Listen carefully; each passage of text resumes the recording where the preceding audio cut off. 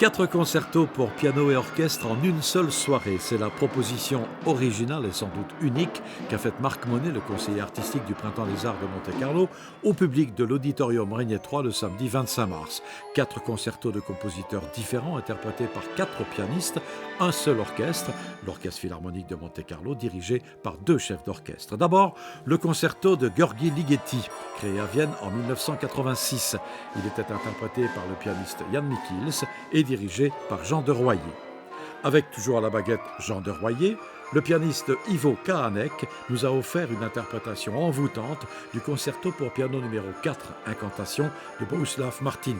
Ensuite, Mozart, dirigé par Gabor Takács-Nagy, le concerto numéro 19, Köchel 459, avec au piano Jean-Eflamme Bavouzet.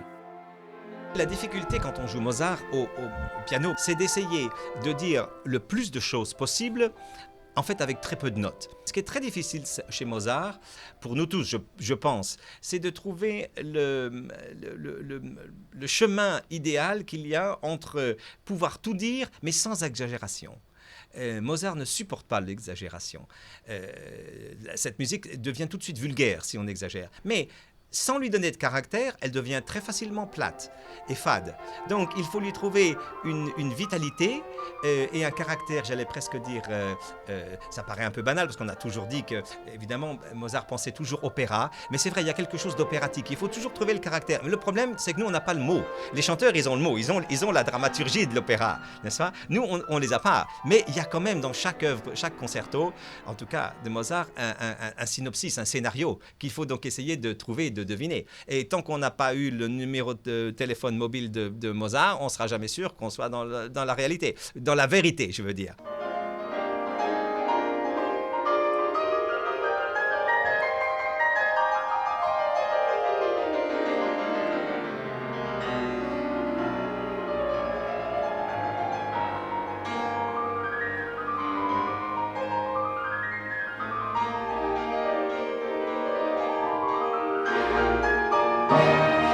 Enfin, le concerto numéro 5, dit l'Empereur de Beethoven, interprété par une véritable légende du piano, Bruno Leonardo Gelbert. Bruno Leonardo Gelbert, frappé très jeune par la maladie, est devenu l'un des meilleurs pianistes du XXe siècle, selon le magazine Diapason. Il a longtemps vécu à Monaco, sa deuxième patrie, dit-il volontiers. Pour le Printemps des Arts, il est venu spécialement d'Argentine, où il réside aujourd'hui. Bruno Leonardo Gelbert a donné près de 5000 concerts dans 54 pays et joué près de 400 fois le 5e concerto de Beethoven. La musique est toute sa vie. J'ai fait un mariage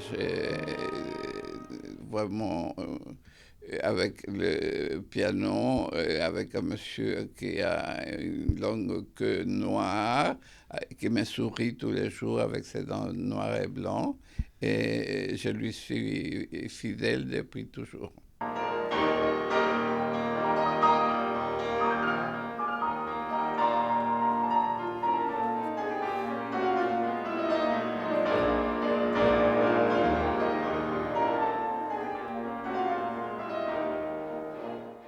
Encore enfant, vous avez eu le privilège d'avoir comme professeur Marguerite Long qui a dit de vous « Il a été mon dernier élève et le meilleur ». Elle avait des phrases comme ça.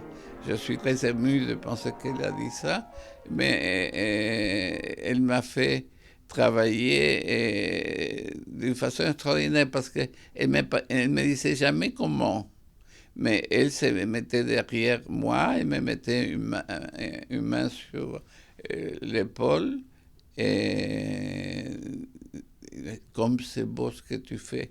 Et moi, je sortais tout ce qu'il y avait à moi. Marguerite Long, qui était la femme la plus laide, mais la plus divine personne que j'ai eue à côté de moi. Et elle était vraiment pas jolie à regarder, mais elle sentait bon toujours, elle était délicieuse.